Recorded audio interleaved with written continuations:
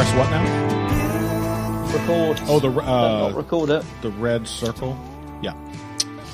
Great. Welcome to another edition of Heavy Hands. I'm your host, Connor Rebush. With me, as always, is Phil McKenzie. Or with me, Hello. at least, as he was last week in his new refurbished form. Phil McKenzie. Listen to my silky smooth voice through my amazing mic. It does sound worse than it did last week. I don't know if it's because I was so impressed. The contrast. See, look, this is why you should always strive to have low expectations. That is and let people down wherever possible. Yeah, because that is kind of my life philosophy. When you will make an effort, they'll love you for it. Yeah, this is bullshit. I'm going back to the bad stuff next week. Well, fortunately, to set all of our listeners' minds at ease, we have just a dreadful audio sound coming from a different Englishman who has joined us today, Kyle. Hello. Who's also gotten far away. You're so far away now, Kyle. Can you hear me? I can hear you just fine. I have a cold, listeners. I'm really sorry. I have a cold. Because of that, there will be no effort to turn on my ancient laptop. I am calling in like an old school radio show on my telephone. So, yeah, hence the bad quality. Hopefully the content makes up for it. And apologies to the Heavy Hands boys for my lackadaisical presentation. Is it one of these phones with like sort of a separate mouthpiece and earpiece? No, I do have an iPhone 13 Pro Max. I'm not a complete Luddite, you know what I mean? I am an old fuddy-duddy, but I do have at least a half-decent phone. By the way, you are the middle child of this episode. You're not that much older than me, and Phil is older than you, so you're not that much of a fuddy-duddy. You're just... yeah, but, Phil's pretty metropolitan, isn't he? That's true. That's true. He's a classic Phil. Just sort of flashy, London... James Bond-esque. Metrosexual. Yes, that is what people say when they see me. Connor's a caveman. Yeah. Yep. Phil is James Bond. Yep. No, I'm sort of Bob Hoskins. Bit in the middle. I'm going to assume that reference really hits for our subset of English listeners. Oh, absolutely. Okay, great. Yeah. Anyway, welcome to Heavy Hands. This is as oft derailed as any of our episodes with Kyle have ever been, and that's why we love having him on. And the fans love you too, Kyle. You're definitely a fan favorite, so we're glad to have you back. And I suspect the listeners will know that means we're not just talking about dog shit UFC cards. Although, to be fair, last week's UFC Fight Night, which we will discuss later on, was pretty good, I thought. It was all right on paper, and it turned out quite a few very exciting fights. So Phil and I will have a good time discussing that in the back half of today's episode. But to start things off, we are talking about the... I don't know how far we're stretching the term super fight these days. Like, I guess Davis Garcia was a super fight of sorts. No. Right, and I believe you used the term super fight earlier in reference to this, Kyle. But again, no. It seems everything is a super fight. Basically, top fighters fight each other, and it's a super fight automatically for many people. The fight is Devin Haney versus Vasiliy Lomachenko, which happened last weekend. A very good, very competitive fight. That, however you may feel about him, I think, Kyle, you will agree, brought the best out of Devin Haney.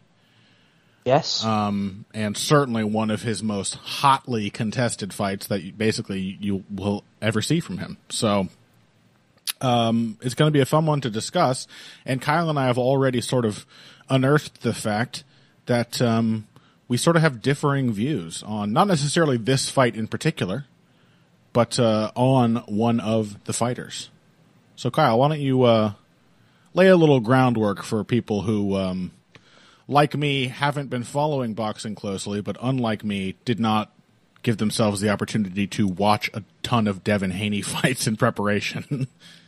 Yeah, sure. I mean, caveat as well, Connor, the reason we may disagree is if you've crammed the fights, then you might not sort of see that disparity of opinions that I have over time. When you see him once every 6 months or whatnot, I think it might be a bit easier to be underwhelmed, if that makes sense. Yeah, that's very fair. So for anyone that doesn't know, Devin Haney, I think he's 25 now. He's been a big name since his early 20s, been a hot prospect at lightweight, big at the weight. He's talked about moving up many a time. Will that happen? Maybe we'll discuss that in a minute. I would consider him a pure boxer, pretty one-dimensional in that regard.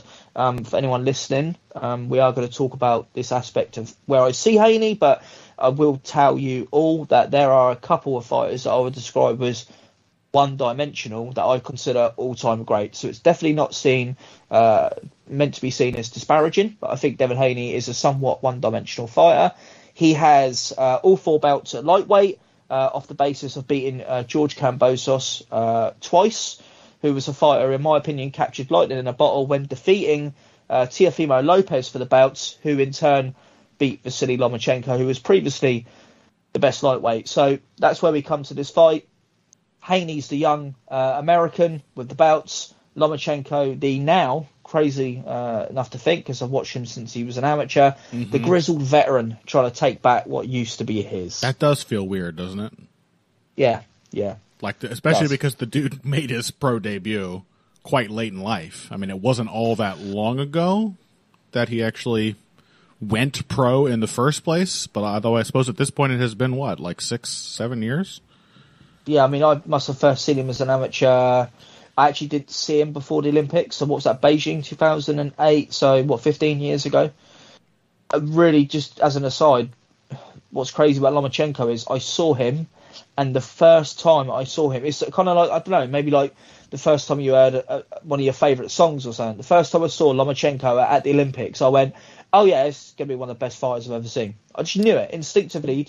He popped. Yeah. What a journey, eh? And I'm sure we'll talk about him as this podcast goes on. By the way, I was shocked to see this. He's been a pro for almost a decade. Yeah, so he must have turned over after the 2012 Olympics. He started with Arum, fought some Mexican-American guy, then fought Salido in his second bout. The Salido fight was, 2014? Yeah, it doesn't feel that long ago. But early 2014, late 2013. Yeah. So, yeah, he did turn pro like a couple of weeks after the Olympics. He won the World Series of Boxing as well, which is like the hybrid amateur pro, which is like basically amateurs fighting under pro rules. So I don't think he turned pro. Like, as I say, it's not like he had 6 fights as a amateur turning over. Haney is 25 years old and has had 10 more pro belts than Lomachenko already, and he was a decent amateur as well. So so you can tell that's the different trajectory. Young fighter turns pro, builds himself up steadily. Lomachenko, thrown into the fire straight away. So turned into interesting a master paths. as an amateur. Yeah, really interesting path. So you don't really get amateur careers like that in America. It seems more of a Soviet legacy kind of thing where people.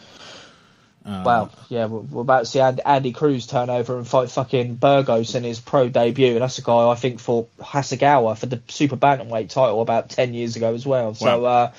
So, or featherweight title. So, we are. That's Cuban, so obviously Soviet school. Yeah.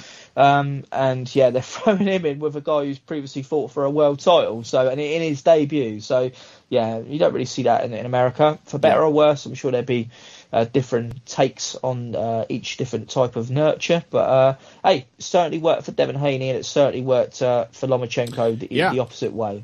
Yeah, just very different paths. So you see, well, I suppose we should, before we get into the fighters, we should sort of talk about, actually, I don't really know the best way to attack this. Since we disagree on Devin. Phil agreed, when you were making a drink, Phil agrees with me that he's generally a jab and grab merchant. So I think actually we are going to gang up on you again, Connor. What? Sorry to say. No. I haven't really heard many people who are big fans of Haney. It seems like you are genuinely one of the first. Wow. And this just proves that for as many opinions as I have formed, knowing that I was disagreeing with people from the jump, that I am in fact just a natural innate contrarian. You can sense. Yeah. That where having paid zero, the side on the other side of the argument is, and simply find it naturally. Having paid zero Homing attention instinct to Devin Haney, I looked at him and I was like, damn, this dude is a smooth operator. Everything is happening here is making tons of sense to me. I really like this. And after that thought, I thought, you know what? There are probably going to be a few people out there who find this guy boring. And those people just don't like boxing. That was my feeling. For me, sorry, just quickly, not boring. I'm not saying boring. I'm saying there are times where he's appeared to be devoid of ideas and therefore one-dimensional. In this fight, which we're going to talk about, he did show something different, but that was basically the only thing he showed throughout the fight. So, whilst taking on a different strategy, he was still one-dimensional throughout this fight. So, is he going to be able to blend the two things together against elite opposition? That's what I'm asking. Yeah. Earlier on in his career, while we're still doing foundational work, he was a bit more exciting because he was sort of beating up lesser competition. As he stepped it up, even against shop-worn opponents that have been stopped multiple times, he has not appeared to be much of a impactful puncher, I think is the right way to put it. No, so he's a moderate puncher at best. Certainly. I think, yeah. So the way I see Haney is, I think the word I would use, and I may end up, Kyle, just to satisfy your worst instincts, I may make some chess comparisons for your benefit here. Okay. I see Haney as a very principled. Shut the fuck up. Oh, sorry, you stirred me. I fell asleep instantaneously. That was don't worry. All you missed was it was a really long-winded chess metaphor. It went on for like now I got to start over. Okay, so the King's Indian defense goes like this. No, I see him as a very principled boxer. Right? He is like jab merchant. 100%. We agree. What is the jab, Kyle? It's everything. Sure. Jab is everything. The jab flows from good positioning. If your positioning isn't top notch, you're not going to land many jabs. You're not going to shut people out of a fight with your jab. You're not going to set many things up with your jab. The jab follows the lead foot. The jab threatens the opponent's center line. It allows you to adjust your own feet. It's everything.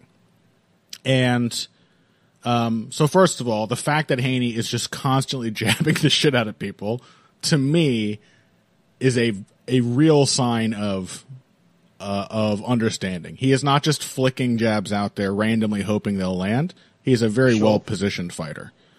Sure. But when I say principled, I do think of, like there are guys like, I'm trying to think of a good example. I don't see Haney as particularly like overly risk averse. There are guys like, well, he's been knocking people out lately, I discovered, but like Arislandi Lara is like a frequently risk averse fighter. Sure. Whose output will plummet. And I don't see Haney as that. I see him as everything comes from the jab, but is very willing to work off of the jab. Basically every fight I've seen him in. Who does not pass up tons of opportunities to sneak a right hand in there, to change levels and go to the body, to, somebody who is, like a lot of technical fighters just sort of scream safe. And it's like, oh, the reason you're technical is because you don't like fighting. I don't see Haney that way. I think Haney is a guy who doesn't want to avoid a fight. I think he wants to win a fight on his terms. So the one-dimensional thing is what really surprised me, because I do see Haney as a guy in the 5 or 6 fights I've seen from him who does a good job of building over the course of a fight, just very methodically. And it starts with trying to find the rhythm and range. Usually by about round 3, Haney has sort of figured it out and asserts his control. And usually later in the fight is sneaking in a lot of really crafty shots around the ever-present threat of that jab. So yeah, a guy who manages distance perfectly, or near perfectly. A guy who is builds everything off of the jab. And I suppose the clinching doesn't bother me that much. I would point to the fact that in this fight, there were a lot fewer clinches than there have been in other Haney fights. A lot fewer clinch breaks from the referee, certainly. Because, well, we'll talk about that. I think that's the built-in narrative that he pushed before the fight, which I'm sure we'll get into. Well, I don't know anything about that. I didn't pay a piece of attention Haney made to a the big narrative. stink prior to the weigh-in saying that Lomachenko hits on the break all the time. When actually the video evidence is that he's the one constantly punching behind the head in clinches. He did it in this fight. He's the one who actually punches as the referee says break. Lomachenko punches when he creates a break, fights out of a clinch, which we have all spoken about over the years and espoused the merits of the lost art of inside fighting. And that is exactly what I was getting to. Yeah, of course. That Haney will hit when the referee's telling him the break, which, as we know, is a shithouse tactic. So, I mean, a lot of people have already pointed that out. Several people have already pointed that out to me. They're like, well, this was a different one, there weren't as many clinches. And I think you're exactly right. It's because Lomachenko knows how to fight on the inside. Lomachenko can wrestle a little bit. And sure. I don't particularly fault Haney for the fact that, closing distance after you've landed to smother your opponent's work is perfectly legitimate and a very smart way of managing the exchanges. Sure. The fact that those lead to a lot of repeat clinches that the referee is forced to intervene is because none of his opponents know how to infight. They don't know how to fight in the clinch. So they connect and then they are both grabbing onto each other. This time that was not the case. In fact, Lomachenko made a point of bossing Haney around in one of the early clinches. And it led to much more dynamic, inside exchanges. I don't particularly fault Haney for the fact that his opponents don't know what to do when they've tied up with somebody. That is, as you pointed out, all too prevalent in modern boxing. Boxers today just don't know how to wrestle. Be nice though, wouldn't it, if Haney did? So when he found those clinches, he could break and then work more. That's what I mean in terms of one-dimensional. Yeah, that's however, true. He doesn't push it. As we get into it, I will say one thing before we get into the main discussion, and I really want to hear what Phil's thoughts were on Haney as a stylist going into this fight, because I was won over by the fact that he fought against type, in my opinion, because mainly his jab was not there for him as consistently as it is always. I think we could all agree on that. Wasn't as much of a weapon against Lomachenko. Yes, it was there in spurts. If you watch any of his other fights, he is a very accurate jabber. He had to work to a different game plan in this fight, and I think, as we're all going to agree, he did it very successfully, regardless of what you think of the scorecard. So, yeah, colour me impressed.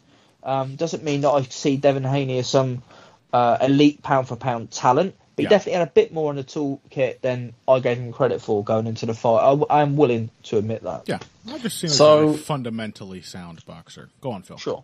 So, yeah, to me, it's just that, and, you in some ways you want to see this from people, but so much of his style is built around physical attributes. His physical attributes as basically a big person. Yeah. Right. This is, I think, why a lot of the sort of pound for pound comparison might fall a bit flat. Sure. And also, why people are so incensed by this one.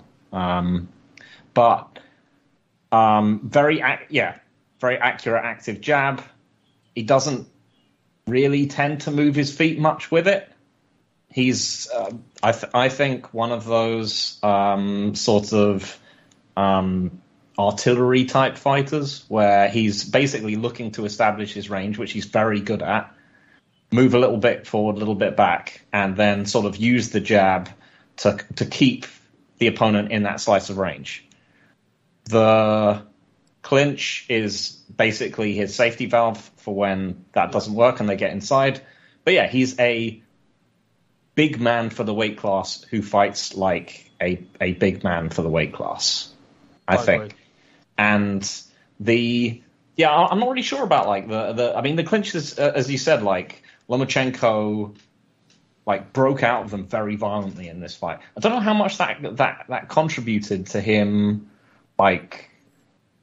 losing a bit of path right at the end of the fight. Because, again, he'd just been, A, tying up, but B, as Kyle has alluded to, Haney had been working the body a lot more than he typically does. Yeah. But in general, I think everyone sort of knew what the narrative of this fight was going to be coming in. Everyone had the basic read that Lomachenko was going to have to work his way in past the jab. Haney was going to take the early rounds. Lomachenko was probably going to take the late ones unless he, suddenly fallen off a cliff. And the interesting thing was that the fight basically followed that narrative, but the actual exchanges were, I think, not really what many people were expecting. And yeah, it was just a lot more fun. I agree. Very good fight. I mean, super competitive throughout with lots of little ups and downs while, still following that general arc. Yeah. I mean, I thought I did actually think it was going to be a bit of a, not as a sadness hedge, but I did think, this is the kind of fight that an old man would look old in. Bigger, faster, younger fighter. Lomachenko's got a lot of miles on the clock. He's had varying levels of difficult fight. Haney's going to jab, grab, slow the old man down, and it's going to be quite tedious. So, yeah, I was pleasantly surprised, not just by Haney's performance, but by the ebb and flow of the fight. Yeah, I mean, they really pushed each other to a very nice level. I actually thought that Lomachenko pretty much throughout looked faster than Haney. I did not think. Yeah, I mean, Haney looked like he's Lomachenko. Exactly. He's going to. But just because Kyle just said that, he expected maybe the younger man was going to look faster, look fresher, but he looked like the big man, absolutely. Great timing. Yeah, and that's why I find him impressive. Like, I don't think Haney is like an amazing athlete for boxing. I just think he's really solid. And got to make the point, Connor. I don't think he's bad. No. I'm not saying you do. I don't think he's a 4-bout champion quality pound for pound level that I'm hearing. That's all I'm pushing back on. Yeah, he's clearly a very talented fighter. He just beat Lomachenko. And I'm not accusing you of just dragging him. I'm just saying this is what I like. I mean, I really like fighters. Listeners will know I really like logical processes that fighters follow in their games. And I like fundamentally sound, principled fighters who, again, I think there's a level of risk aversity that a lot of technicians who really rely on their basic techniques the way Haney does fall into that I don't see from Haney. I don't see his fights as boring. I see them as very clinical, but that he does not pass up a ton of opportunities to get his work in and stay in charge of the fight. Like those Kambosos fights, I thought were quite fun. They reminded me of, to make an MMA comparison, of a fight like Robert Whittaker, Kelvin Gastelum, where I can't even put them on that level. I found them very tedious, especially the second one. Yeah, the second one was not as good. I had a bit of intrigue because I didn't know, is Haney really it? Is Kambosos just, flash in the pan? Yeah. But afterwards, that rematch was one of the most unnecessary bouts. Oh, I agree with that. So tedious. I agree with that. Yeah. I found the first one very fun. The second one is just basically a repeat. But then, I don't know if we're going to fault Haney for being like, oh, you completely cruised to victory against this guy. You built a huge head of steam over the course of the fight.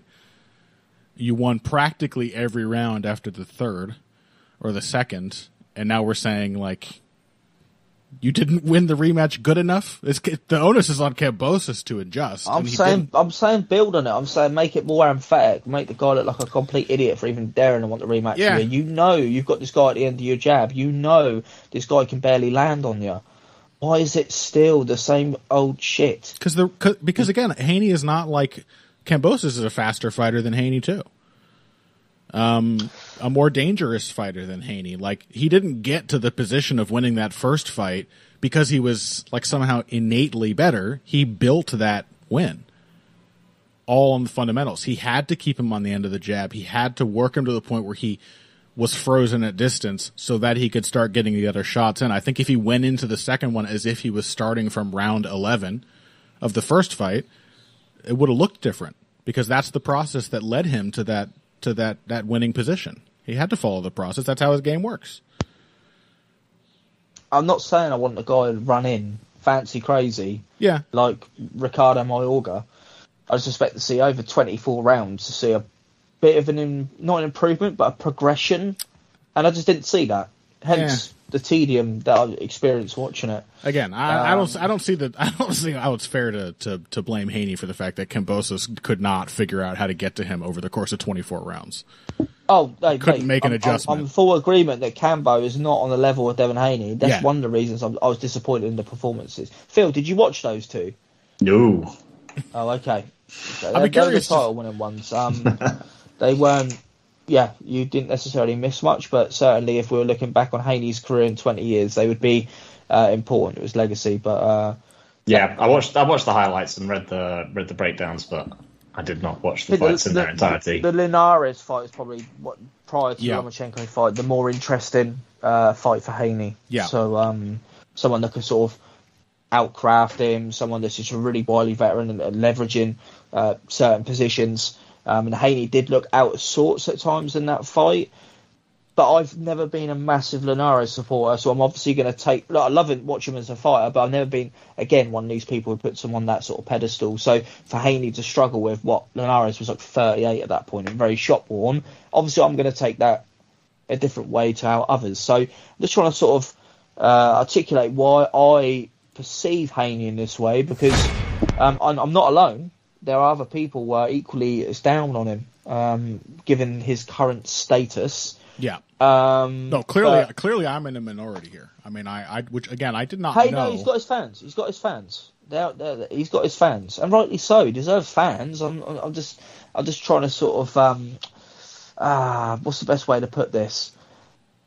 I'm just throwing stuff at the wall to sort of try and paint a picture of. I'm struggling to put my finger on why Haney isn't singing loud to me. Yeah. And because he's winning, he just beat Lomachenko in a close fight, which I know we're going to get into the technical details of. He is undefeated. He's got a couple of names in his resume that I absolutely obviously recognise. Linares, Diaz, couple wins over Kambosos, couple other veterans that have been around the block. You don't beat Lomachenko, even in a close one, if you ain't very fucking good. Right. So he is very much a world-class fighter, but for me there's something missing.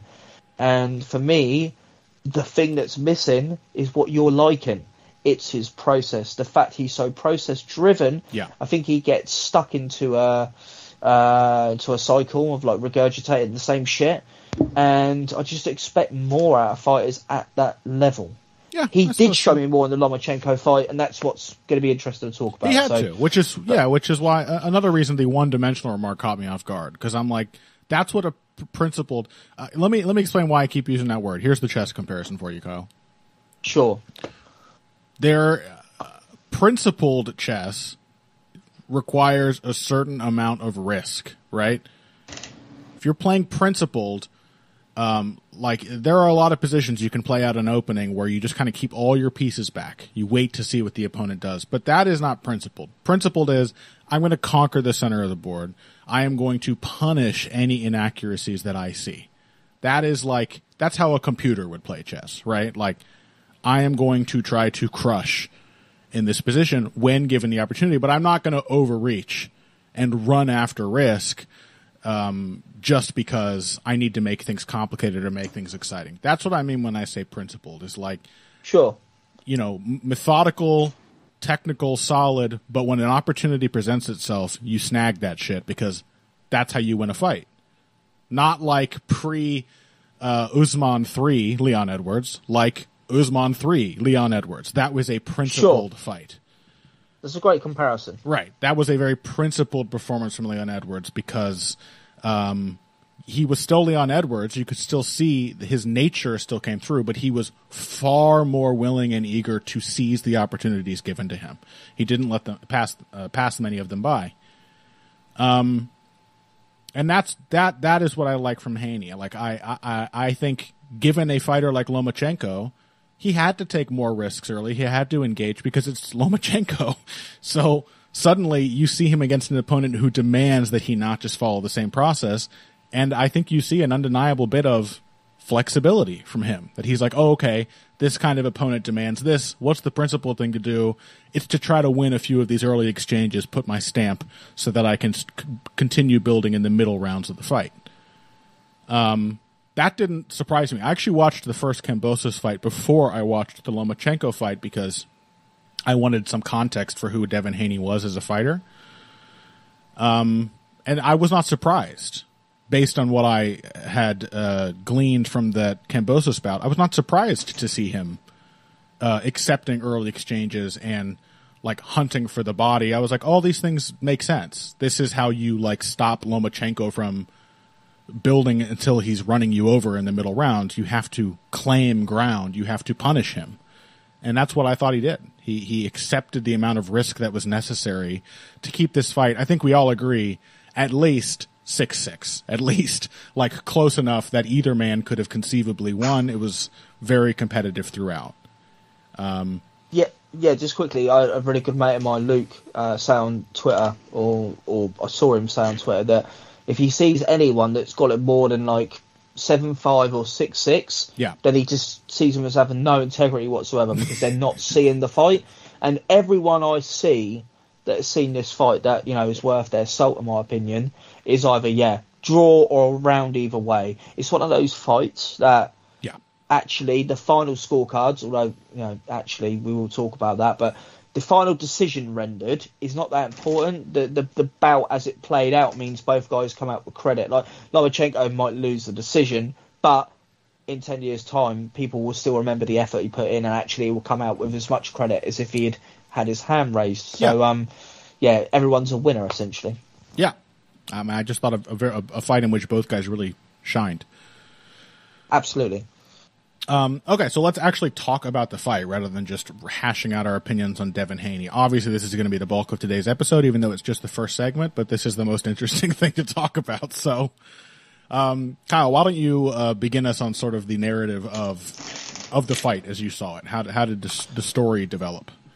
Yeah, what was really interesting is Haney, Connor, you and I spoke about this at length, is how Floyd Mayweather used to deal with southpaws, which is cut him off, whip the right hand around the body, not give him that exit path, be aggressive, walk forward, step forward, and he did that straight away.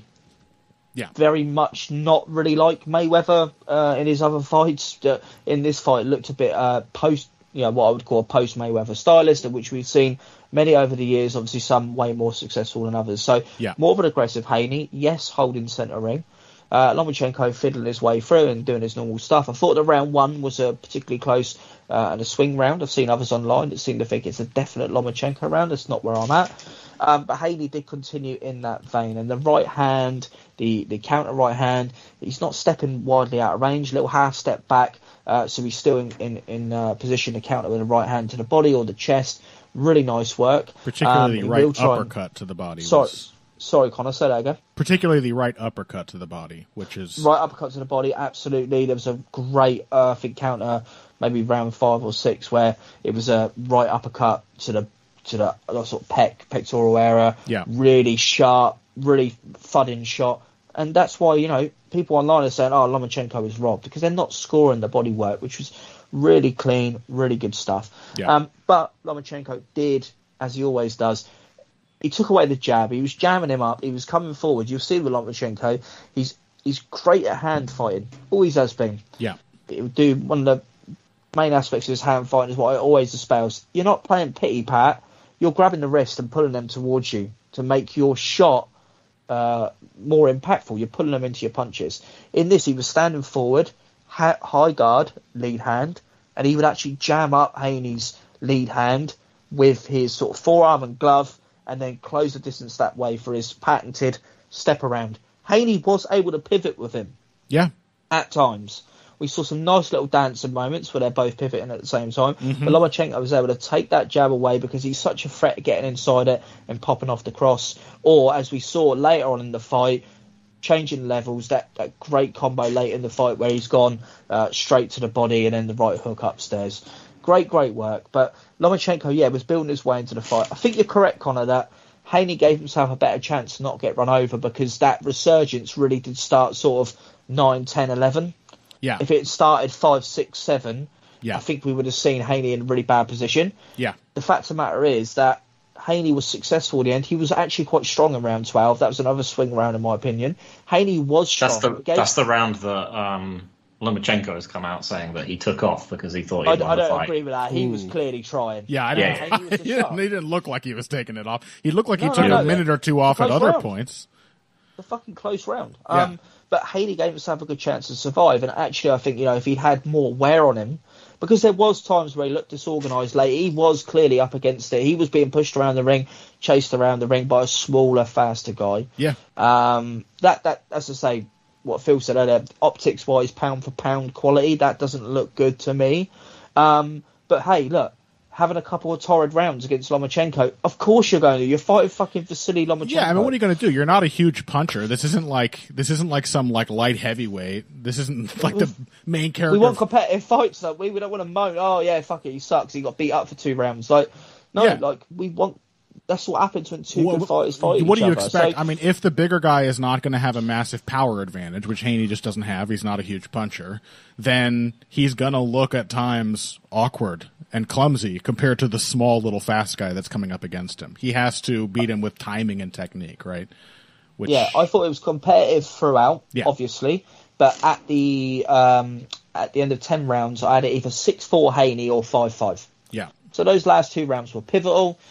Obviously, Lomachenko won 11, 12's a toss-up. So you could have 3 different permutations, which are 7-5 either way or a 6-6 draw. I think it's absolutely fine, but I think that really does give you an indication of the ebb and flow of the fight. Haney sharper early. Yeah. Lomachenko building his way in. Hate the whole, Lomachenko's processing. Actually didn't look like that to me.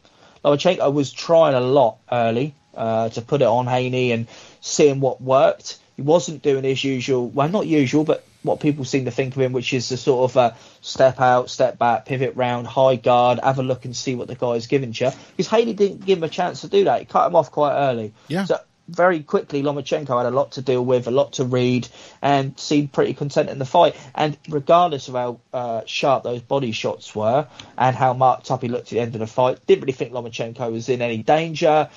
Even being the smaller guy, he looked really durable. He looked the stronger guy, I think, through the latter half of the bout. Just really good nip and tuck stuff throughout. And that's what we want to see when we see 4 bouts on the line, right? Yeah.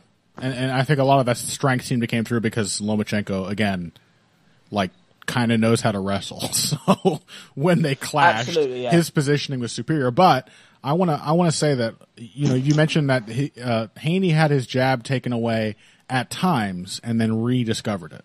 Got it to work again. And then would it be gone again? As Lomachenko adapted. This was the battle. Why was his jab not just taken away? Because Haney has very good positioning. If you are lined up properly on your opponent, the jab is going to be there, right? If you are piercing his center, if you are in a good fundamental position, then essentially getting past whatever is taking the jab away becomes just a game of rhythm.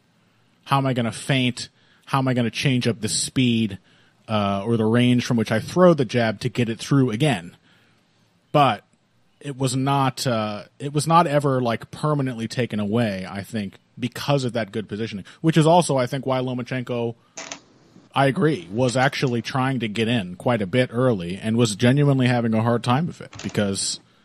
Yeah, I mean, I think generally, if you look at the dynamics of the matchup, it's one where they were both prepared. Yeah. For what the other guy was going to do. Everyone knew that Haney was going to come out and establish his jab. And I think Lomachenko had worked a lot on taking that away. Yes. And Haney had worked, I think, and this is sort of, I guess, my takeaway from the fight, aside from the narrative of the, smaller, older guy, valiant fight and so on, is that in a lot of ways, Haney had made the better preparation because his approach, at least, it had kind of 2 layers to it in that he was going to punch center mass, go for the body, slow Lomachenko's legs down, and when he was going to, go back, he was going to use his standard approach of jabbing him up and clinching with him.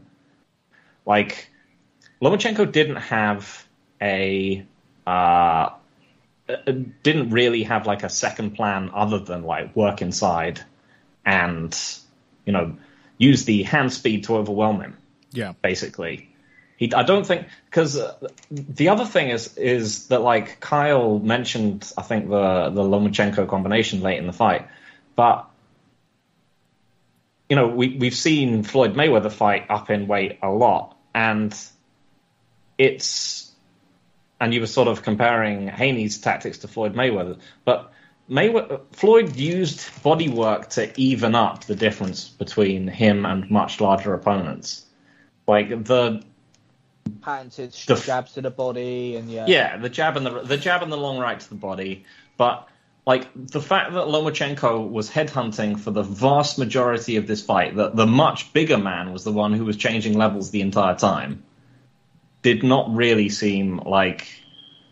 It seemed like he was too confident that once he could get in past the jab, he was just gonna blow Haney away. Yeah, that might be the case. I mean, again, like, that's also, like, Lomachenko is not a big body puncher. You can say that maybe that's, the fact of him having, like, he sometimes is. He sometimes is. Yeah, he can punch body. I think maybe the deterrent was, if I do go to that, I'm getting hit in the body quite hard. But as I say, I think it didn't really wear on him too much. I think the reach disparity was a concern throughout the fight. Lomachenko not really able to jab with Haney as much. It was really a case of, we're going to take that out of the equation. But Haney being prepared to go, what if I don't have my jab? That's smart. Clearly had prepared for other scenarios and avenues to win the fight. So fair play in that regard. But funny thing is, when Lomachenko did get those combinations going in round 10 and 11, loads of body work, loads of level changes. Yeah, it was the fact that it came so late. Yeah. He had to feel comfortable in the range. I think Lomachenko essentially was punch picking this, sort of, win his share of rounds. And again, that's what's a three-dimensional fighter to me. He's able to do that and stick with a guy who's bigger, larger than him and younger than him throughout the fight. A guy who is winning on those terms. Then when he needs to, he can shift it up entirely and become just an all-out pressure fighter. Do you know what I mean? And push the younger man around the ring and have him all over the place. That's when Haney's footwork wasn't good. Connor, your point about regaining the jab as well. There were times where Haney was quite sort of square on, and then when he started moving his feet with Lomachenko again, I think then he felt more comfortable at that range and was able to get the jab going. Then Lomachenko would give him a different look, a different angle, step off here, there. Yeah. Jack Slack posted today the rhythm step and how he catches people off guard. Oh, I'm going to move forward now. Your feet are in disarray. No, that's what I want you to do. Great trap setter. It's just an extra level of craft there. The fact that Haney was able to compete with him then is clearly very impressive. Yeah. But I think the optics of the fight is, I think a lot of people come out going, regardless of the decision, Lomachenko is the one that really has impressed me. Which isn't totally unfair, but is unfair on Haney. I mean, Lomachenko's work is just more eye-catching. Sure. He looks like a magically talented boxer. You said, when the first time you saw him, he pops. Yeah, Haney does not pop. And this is why another fighter that boxing fans also hated, actually, I'm just reminded of, that I quite liked, not a great athlete, didn't strike people as very creative, but I thought was just a very solid boxer for his athletic ability. Danny Garcia. People hated Danny Garcia. They mostly hated him for getting gifted decisions that they thought went against him, most of which I thought were very close and viable wins for him. But yeah, Danny Garcia, another guy who got as far as he did by just being a really sound boxer. He's very solid. And I just see Haney as like a bigger version of that with a different style. He's obviously more of a boxer, but I think in most of his fights he does trend into boxer-puncher territory while not being much of a puncher. But, he's always willing to come forward when the opponent is shut out. He's always willing to go to the body to string some combinations together to counter. So for me, he's like Vladimir Klitschko without the punch. That's for most. Yeah, of I his just fights. don't see that. You keep comparing him to heavyweights, and Scale him to size, obviously. You know, that's what I'm so offended by, Kyle. You say Anthony Joshua, you say Vladimir Klitschko. Yeah. You realize these are heavyweights, right? They actually suck. Yeah, because Haney doesn't feel like a fucking lightweight champion should. You know what I mean, right? I mean, lightweight's one of the greatest divisions of all time. It doesn't feel like a great lightweight should. He just doesn't. It doesn't feel like, you know. He's and not the a super dynamic Lomachenko fighter. is a real lightweight. He's a guy who's not cutting to make 130 Right. or 126 when he clearly could. Right. And Haney is a welterweight cutting who, when I look at him, I think, this is your ceiling.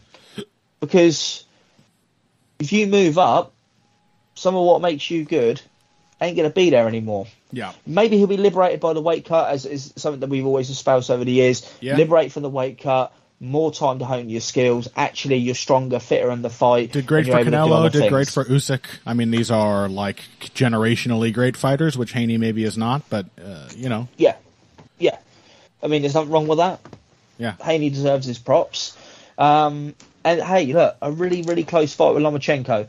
Who's actually had those over the years? Yeah, you can't, Only people that are significantly larger than him. You can't knock him too hard for that. I mean, the dude had a toe-to-toe fight with Lomachenko where he didn't even get run over completely once Lomachenko hit his stride. He's still... It's like a handicap, isn't it? You know what I mean? He won the last round. Yeah. Yeah. On most people's cards. You're going to fight maybe the second or third or first, whatever you think, best fighter of the generation.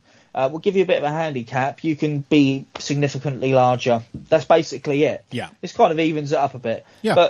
And that's why you get a nice, close, even fight throughout. But I mean, yeah, but if he's Anthony Joshua, obviously Lomachenko is Usyk.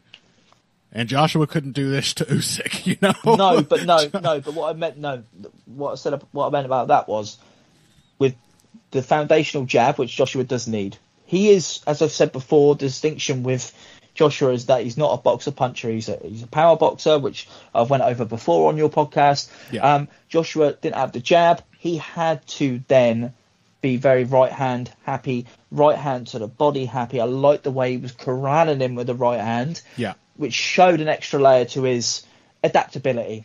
That's the comparison I'm making with Haney. The Lomachenko thing is a complete coincidence because he's a southpaw who, in this instance, happens to be Usyk's best friend. So it looks like I'm making a very direct comparison between taller black fighter versus smaller Ukrainian southpaw. But it's not. It's just a... is he black? I didn't even notice. I guess that's different in the UK. I guess you guys noticed that right away, huh? No... Come on now. Come on now. Don't be like that. You just don't see colour. I just don't. Now everyone's going to go, oh, really good stylistic analysis. Oh, fuck. Now I see why he hates him. I see He's him English. I see him simply as the fighter in the red corner. That's the only color I see. I love that when commentators go, the guy with the white shorts. Yeah. And one of them's Asian and one of them's black. The guy in the blue shorts is called Manny Pacquiao. It's like, he's the little Filipino guy. Come on. You know what I mean? I have had the same thought myself. You kind of have to talk around the most obvious distinguishing factors. But yeah, that's all I'm saying. You know, on the one hand, I sort of get the Anthony Joshua thing, but if he's not better than Joshua, how come Lomachenko couldn't Usyk his ass? Because Lomachenko ain't as good as Usyk, and that's a fact. Whoa. Always felt this. Always Whoa. Felt this. Honestly, and I think I've been vindicated. I think Usyk is the better fighter. It's also the weight thing. Usyk is similarly good, but he's fighting big slobs. Lomachenko's fighting beasts. Big dangerous slobs, mate. Fucking battering them. Yeah, of course. But they suck. Hey, hold on a second. He weren't fighting big slobs at cruiserweight. He's fighting some really good, balanced technicians at that weight. That's a fact. That's true. I definitely think that Usyk is the better guy, and it may prove controversial to some, but I think that has been played out. For a long time, it was very much, Kyle, you're crazy, and I think most people now say, yeah, Usyk's the greatest of his generation. You know, the post-Floyd generation. Yeah, that's because everybody's a bunch of Johnny-come-latelys. I think Usyk's the greatest. That's because everybody's a bunch of Johnny-come-latelys. Now that they've seen Lomachenko lose, and now Usyk is out there beating heavyweights, they're like, oh, obviously now he's the greater one. Yeah, he's fighting the big lummoxes. But, Haney is not a lummox, but as I say... That's all I'm saying. That's all I'm saying. Yeah. He was going to look a little slower and more awkward as the bigger man without the power advantage that bigger men often have. Sure. You have to scale for size. You see, hopefully you see the point I'm making. Of course, it was more of a genuine stylistic point. I still find it very impressive that with timing and technique and strategy, he was still able to outbox Lomachenko at several points of the fight. Connor, when I was on the podcast, I think, just quickly, Phil, I actually think Joshua's 2 fights with Usyk were the best performances of his career. We agreed on that at the time. We agreed on that. Yeah, we all said that basically. But I mean, I thought that basically the difference between this and say, Joshua Usyk is that I thought in both cases the sort of big black guy overperformed, like strategically. But I think the difference between Usyk and Lomachenko is that I don't really think that, again, I don't think that Lomachenko gave himself the best chance, because he did have physical advantages in this fight. It's not that, he's much faster. He can, hand speed, defense, foot speed, everything. He did. I don't think that he necessarily gave himself the best chances of using them. Like, he came out quicker. He attacked Haney's jab much faster than anyone thought he might. But I think that, like, leaving the bodywork off the table until perilously late in the fight, and I thought that that Haney did a great job in setting himself up at least to have a good buffer. He did a better job. I thought he fought the better strategic fight. He did a better job of out-positioning Lomachenko than any other opponent I've ever seen. That is impressive to me. Kyle, you pointed out before how he pivoted with him to the weak side, too. I mean, pivoting to his right as Lomachenko was trying to chase that outside angle he loves to, like, bounce around to. And he just stayed centered on him, stayed facing him, did not let him get around behind or to his weak side, hardly ever. I mean, I think that's why Lomachenko had to slow roll it a bit and had to keep fighting to take away the jab again. Haney is this is what I like. I mean, this is why I find his game so interesting. I think this is what, like, good boxing looks like. When you don't have any kind of overwhelming physical advantage, when you don't hit that hard. Different to Lopez, where Lomachenko did do what I said, which was concede ground a lot early because he was wary of the power. Yeah. Didn't have that here, and Haney still won. So, look, definitely worth a lot of credit. As long as we're giving my new favorite boxer his props. Honestly, because of what you're like, you're now going to literally... he is going to be like your new favourite, isn't he? There's going to be an article coming, isn't there? Next few days. That would be cool, maybe. But no, I again, not knowing how people viewed him, I was just taken by his game. It makes sense. I think it's good. This is how you're supposed to box. So just a difference of philosophy, I think, regarding boxing.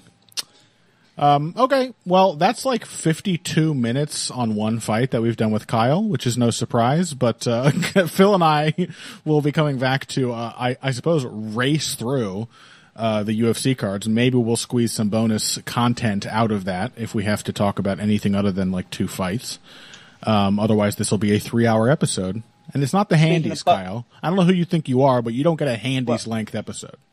Well, I was going to say, speaking of bonus content, I was usually saying, but the reason I'm not talking about his UFC card is I'm saving it for the Patreon element of my own podcast, Combat Chronicles, which you can find over at patreon.com/Combat Chronicles. But in fact, I'm actually going to use the bonus episode this week to talk more about the excellent and meaningful boxing bouts we saw this past weekend. Yes, this UFC card was more fun than I thought it was going to be, but overall, not all that meaningful fights, in my opinion. So probably not going to talk about them, and obviously, as you just said, I'm not going to be joining on this part of the podcast. So thanks for having me, and I hope the listeners have enjoyed this somewhat fleeting appearance, but also somewhat long and drawn-out appearance. Yeah, it wasn't fleeting at all. It's basically like you did a whole episode with us, so thank you for that time.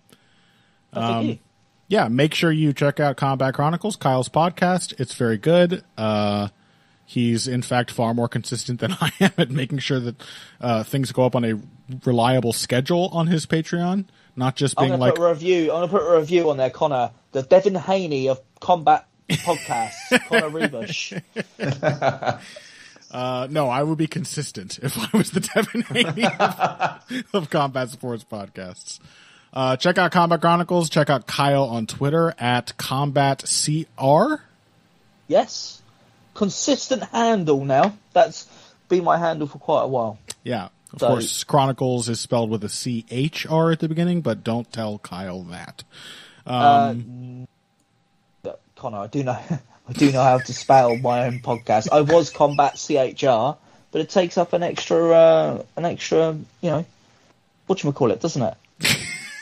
Ziggy, how dare you disparage my grammatical... Takes up an extra character. It's just a little bit cleaner this way. I don't think Combat C, but some guy with like ancient Greek sculptures got that, and he's almost certainly right wing. So we'll try and stay distant from that one. Some guy who's really into classical architecture and nothing else. Always. All right. Well, that was Kyle McLachlan, not the actor. Kyle, thank you again so much for coming on the show. Always a pleasure. And thanks, Phil, and thanks to you, Connor, obviously. Oh, I'm glad. Cheers, Carl. Always a good time. Lots of love, boys. All right, and we're going to take a break. When we come back, Mackenzie Dern versus Angela Hill. It's just as a follow-up to such high-level boxing. That felt like a funny pairing to announce. But Phil and I will be talking about that and the undercard of that fight night after this. Hey, everybody. Thanks for listening to this week's Heavy Hands. If you like what you hear, please consider pledging to support the podcast on Patreon. Patreon is basically continuous crowdfunding. You sign up to contribute a certain amount per month to help us with production costs and the like, and in return you get rewards ranging from a mention on the Heavy Hands website to a question or topic of your choice being discussed on the show. We have a lot more in the works to reward you for your help, and we appreciate every contribution. No amount is too small. Just head over to patreon.com and find how you can help out, the only show dedicated to the finer points of face punching. Now let's get back to it. Welcome back to Heavy Hands. That's right, folks. It's time for the UFC card. Of course, there is no UFC card coming up next weekend. So no need to squeeze in any previewing. We just get to look back on, I don't know. I mean, Kyle gave his opinion, Phil. I don't know how you felt. I felt this was a pretty fun card to watch, actually. Yeah, it was good. It was entertaining. Yeah. It was, I mean, it's basically what you want from a fight night card, I guess. Yeah. Yeah, I think, a little fatigue was the only reason that when I first looked at this card like a week out, I was like, yeah, who gives a shit. And then we got closer, and I was like, you know what? This is a fight night card. This is fine. Mm-hmm. And it delivered some exciting action. I mean, basically the entire main card were like really violent or closely contested or both fights. So yeah, let's start with the main event. Of course, it was Mackenzie Dern versus Angela Hill. We both took a flyer on Angela Hill. And the listeners are shocked that we were wrong. We were, in fact, extremely wrong. The score is looking even more lopsided than they were round for round because there was definitely at least one 10-8 in there. In fact, one of the judges gave two 10-8s, and that's really not unfair. No. There were some extremely dominant rounds from Mackenzie Dern. That being said, I still think sort of the elements of the Angela Hill win I thought might be there could be seen. Mm-hmm. The fight did basically start with Angela Hill being like, I don't care that you want to go to the ground. I'm going to clinch with you, and winning in the clinch. There was one big throw from Dern, a head and arm throw, classic. That's the level of Dern's wrestling still, unfortunately, where she overthrew and Hill reversed her. That throw was largely shut down until we reached the point in the fight where Hill was just like being completely broken. And couldn't stop anything from happening anymore. But as long as she was fresh, Hill was like winning the grip fight, was controlling Dern's hands, was breaking her posture, was landing knees and elbows. I thought she looked very technical and strong in the clinch compared to Dern. So that was nice to see that she was kind of able to shut her out. As for Dern, I mean, what did you make? Did you see any improvements? Okay, so I mean, here's the main problem with the fight, right? For if you're someone who wanted Angela Hill to win, which I was, and I wasn't ashamed of saying that. It's one of the reasons why I picked her. I was like, because she deserves to. That's right. I like her. Inverse Sadness Edge. Okay, she was winning in the clinch. Pretty much, a lot of the fight, even up to the points where she was, very tired. It was still a safety Where she zone. wasn't winning was in the stand-up. Yeah. And, I think the main thing is that, and I need to be very cautious of how I word this. Mackenzie Dern can punch now. I don't think she is a good striker. No. I don't think any of the elements around her game, and I'm not saying, and nor am I saying that she is someone who has learned to be aggressive, because she has always been an aggressive, she was always pretty much since, who was the poor girl that she knocked out? She's always, been willing to throw hands. Oh, absolutely. I think she's always had that power, too. I mean, I think she just hits naturally pretty hard. Yeah, but she can mechanically throw hard punches without falling over now. Yes. And that just made a massive difference in this fight. It because I think it came down to one of these first exchanges in the first round when Angie landed, a sort of slightly noodly looking Angie punch on Dern. And then Dern just drove her straight out of the pocket just by pumping shots at her. And that was the real story of the fight. It was that Angela Hill could and did win in the clinch, but she was just getting as I said, just driven out of the pocket on the feet. Yep. To win on the feet, she would have needed to commit, I think, immediately to very hard pressure. And even then, because I think ultimately, it was a physical difference that really decided this. Yeah, sure. That Dern was clearly stronger and clearly hit harder. And basically the idea that Hill would win was predicated on the fact that Mackenzie Dern was such a complete mess everywhere except in her submission grappling that she wouldn't actually be able to convert those physical advantages into winning chances. And she made, again, let's not overstate, the most basic of improvements to her striking. And as someone pointed out to me on Twitter, which I don't think is entirely inaccurate, a lot of those improvements were just dispositional. That she seemed to know she could hit hard. She didn't seem frantic, even as she was doing tons of flurrying and just putting everything together. She seemed quite confident that she was going to be able to step in and hit Hill harder than Hill expected to be hit. And she wasn't stepping in with the world's biggest overhand. Right.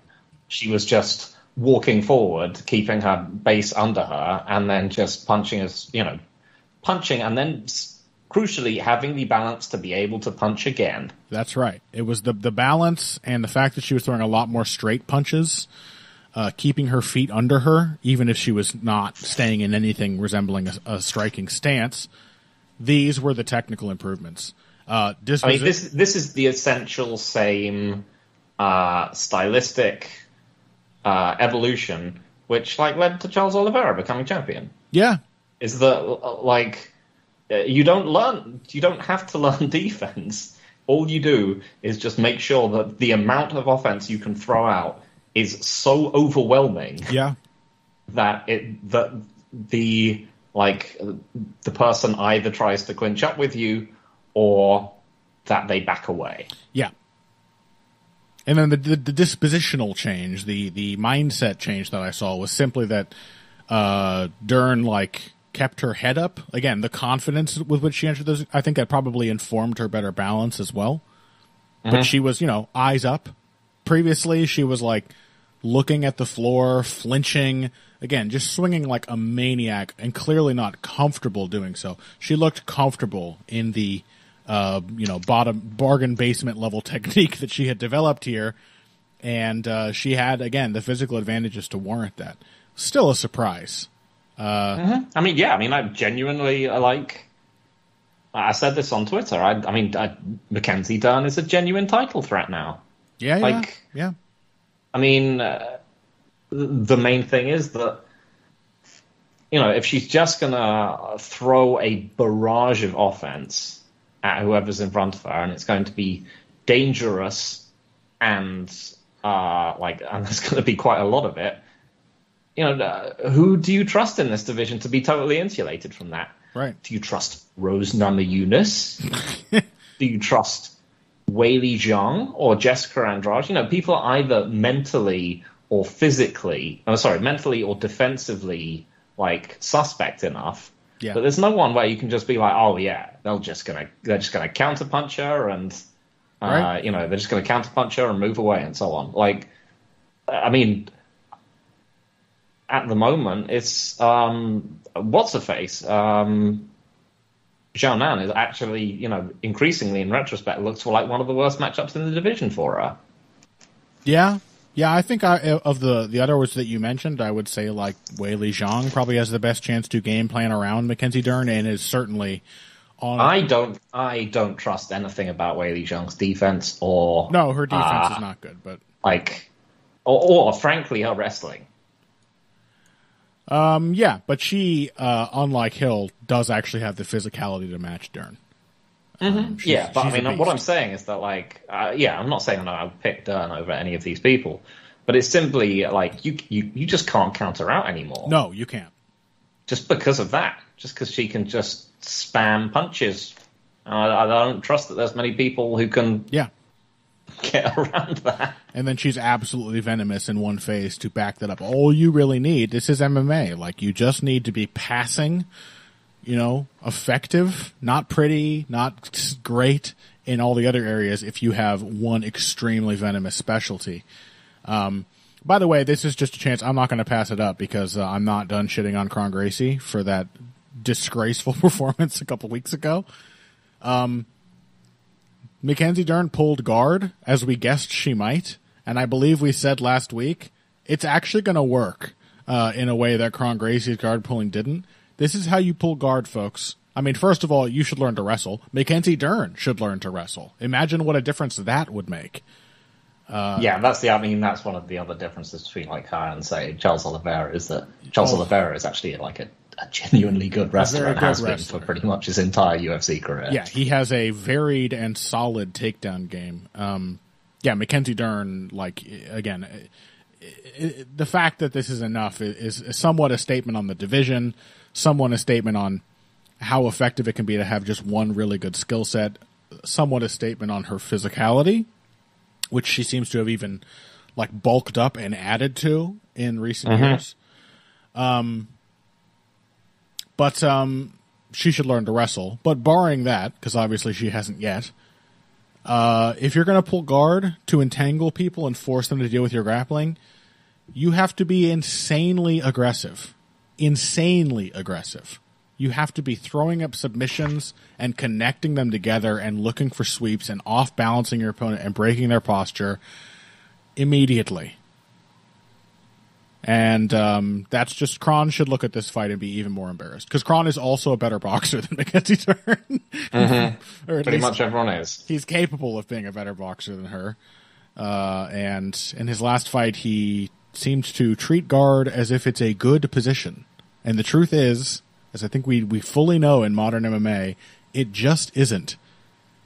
It is, at best, a dynamic position from which threats can be created, and the position can ultimately be changed.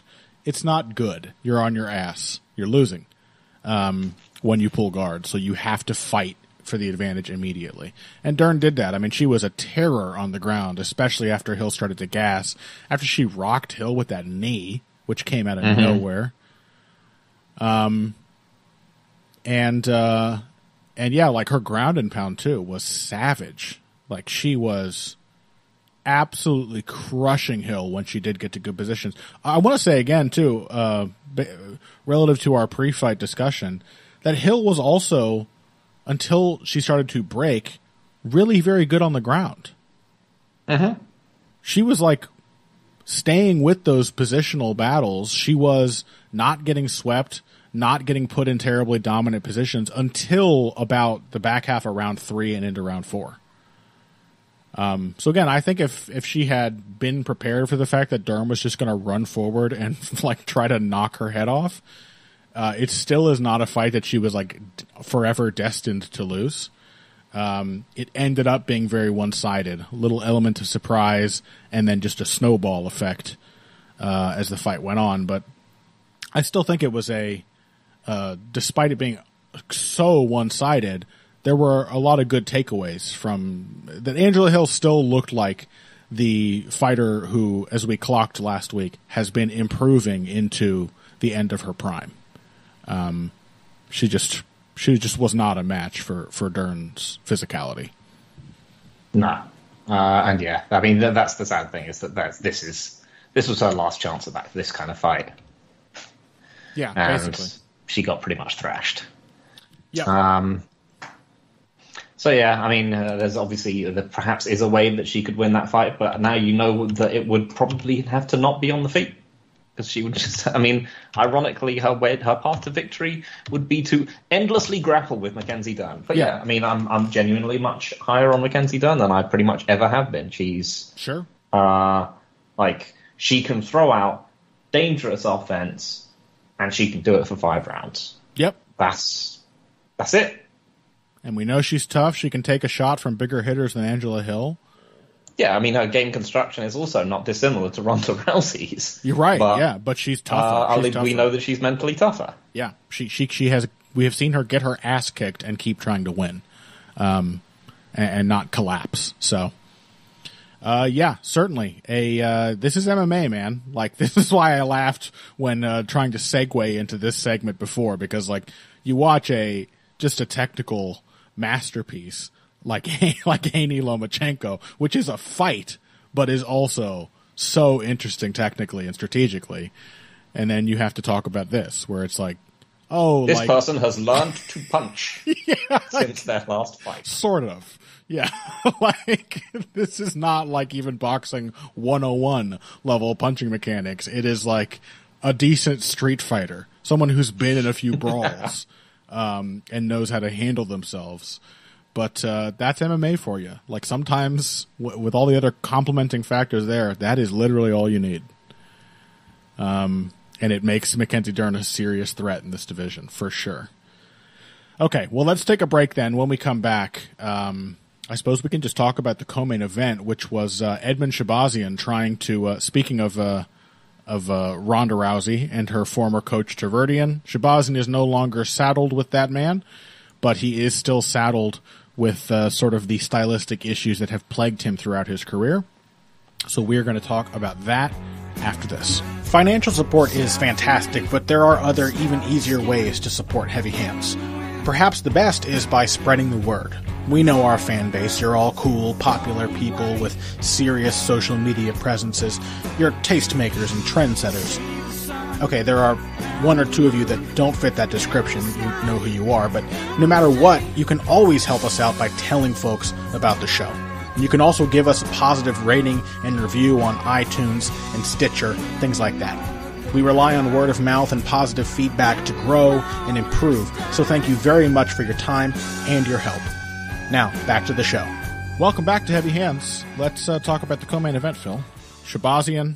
I don't know, how do you feel about Shabazian? Were you sort of hoping for him to have resolved his stylistic failings? Yeah. So we talked about this last week, and I think we both, didn't we? We both sort of optimistically picked him. Did we?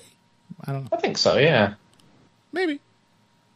But anyway, if we didn't, that's what I probably would have done. No, we probably did. Your memory's better than mine. But,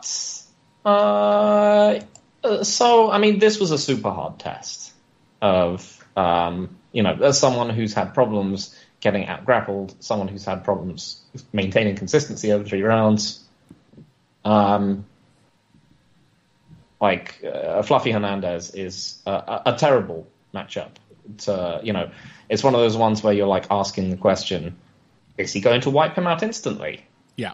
Obviously that is not what I wanted to happen.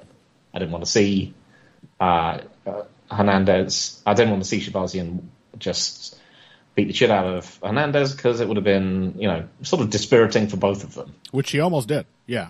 Mm-hmm. Yeah, came close. But instead, Hernandez came back, started getting around the jab, started just creating grappling exchanges, and Shabazian started freaking out. But you know what? I thought this was fine from Edmund Shabazian. I thought I thought this looked like a learning performance to me. Given who Fluffy Hernandez is, and how he seems like the perfect counter to Shabazian's historic issues, I kind of agree that this was a pretty good effort for Shabazian against what turned out to be a poisonous style matchup. Yeah, I mean, he kept his grappling going until he couldn't. Yeah. I think, and I don't know, there was a point after he got, after like the first major grappling exchange, when he got back up again, and Fluffy chased him down and hit him with like a 1-3-2 and just punched him into the cage. And I was like, after that, you could suddenly see like, it was like a chunk had just disappeared off the mental health bar. Yep. The trauma, reliving the nightmare. But, you know, that's for a lot of fighters, that's just sort of what MMA is. It's just a question of like, did you do better than last time? And I think he did do better than last time. Like, it took him longer for the gas tank to run out mentally. Yeah. As I said, he kept the grappling exchanges going. He didn't look like someone like, say, Michael Johnson, where he was in the grappling and he was just, you could see that his only thought was, yes. In fact,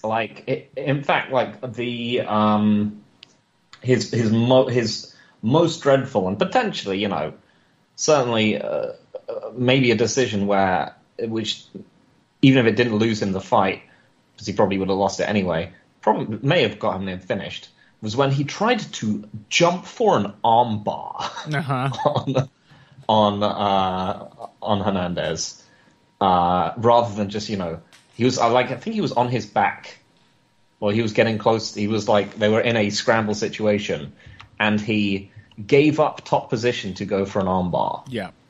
I think he was losing it. I think he got to Hernandez's back and he was losing it already. Yeah. Or no. I'm thinking of a different sequence. Yeah. Because I think he mounted. It was that. It was Hernandez. End of round one. End of round one. Things had started to go south. And he had he mounted him. Yeah. And then Hernandez was starting to get out of his back mount, and then he went for an armbar with 1:20 left. Yep. And Hernandez immediately got out of it and started beating the shit out of him. Yeah. And, you know, on the one hand, this is a stupid thing to do, and you shouldn't want fighters to do stupid things. But on the other hand, as I said, it does at least mean that the fighter in question is not being like, oh my god, I hate grappling. I hate grappling so much. It was a bold thing to do, at the very least. Yeah. Desperate, but bold. Yeah, and at least he was still thinking of landing his own offense and stuff like that. Yeah. You know, there are fighters like, you know, Alistair Overeem is the classic example of someone who just flopped in fights. Right. Until, you know, after a while he didn't, because he learned to not do that. In general, I felt like this was in retrospect, a particularly horrific matchup to test. Shabazian's mental durability. It hadn't increased to some insane level, you know, some insane implausible level that you would expect, that you might expect or hope for, but, you know, you probably shouldn't have been looking for that anyway, I guess, is the main takeaway. Yeah, he just looked better, and it still wasn't enough. Zane, by the way, clocked that immediately on the vivisection. He was like, no, Hernandez is a terrible matchup for Shabazian. Mm-hmm. And I acknowledge then, like, I'm making an optimistic pick. I think Shabazian showed some very good signs. He was not broken by his terrible experiences. I think this is going to be a savvier performance for him. In some ways it was, but... or at least I think an improvement, like, characteristically or character-wise. But then moves like that still show that there is a, like, strategic issue with Shabazian. The moment that really spelled doom for me was even after, Hernandez ran him down with that right hand late in the first round. And clearly he was not having a good time anymore. After just crushing Hernandez with his jab, like hurting him with several jabs very early, clearly there was a turn. The moment that spelled doom for me, though, was after Shabazian had successfully escaped another takedown attempt. His back was to the cage, and he just stood there and waited for Hernandez to shoot because he wanted to hit him with a counter knee. Mm-hmm. That was like JDS Kane. Yeah. I know you have an idea. Yes, you're showing that you're bold.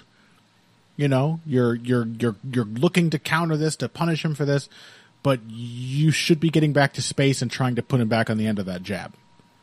Yeah, it's the equivalent of jumping the guillotine. Right. He lost sight of that because of the intense pressure that Hernandez had suddenly put him under. And whatever like character improvements he may have made over the last few years, that is still ultimately the problem that he faced in those 3 straight losses. That like somebody would force him into a fight he didn't want, and he couldn't get out of it. Whether he was trying to engage in it on his own terms or not, he sort of just accepted that they weren't having a Shabazian fight anymore. He needed ways to reset. Because he was so much better on the feet until Hernandez had started to break him.